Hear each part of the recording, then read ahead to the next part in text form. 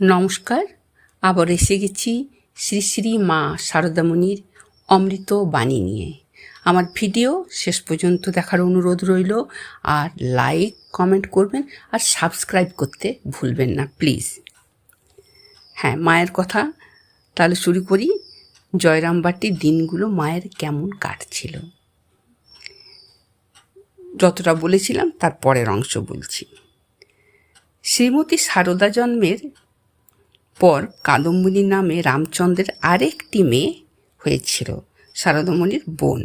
এছাড়াও 5 পুত্র ছিল রামচন্দ্রের: প্রসন্ন, উমেশ, কালীকুমার, বরদা প্রসাদ আর অভয়। এদের দেখাশোনাও করতে হতো শারদামণিকে।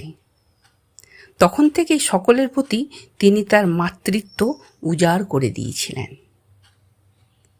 তখন আমাদের দেশের স্ত্রী শিক্ষা খুব একটা প্রচলন ছিল না, তাই শ্রীমতী শারদা প্রথাগত বিদ্যা শিক্ষার সুযোগ খুব একটা পাননি। কিন্তু সারা জীবন তিনি শিক্ষার প্রতি তার একান্ত অনুরাগ প্রকাশ করেছেন। অরূপানন্দ শ্রী শ্রী মাকে একবার জিজ্ঞেস করেছিলেন, মা, তোমাকে কখনো কখনো রামায়ণ পড়তে দেখি, পড়তে শিখলে কি করে?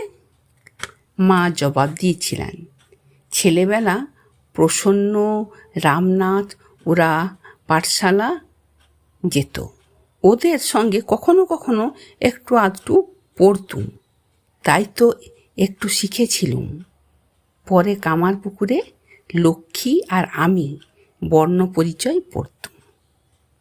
ভাগ্নে বই কেড়ে নিল, বলল মেয়ে মানুষের লেখাপড়া শিখতে নেই, শেষে কি নাটক নভেল পড়বে?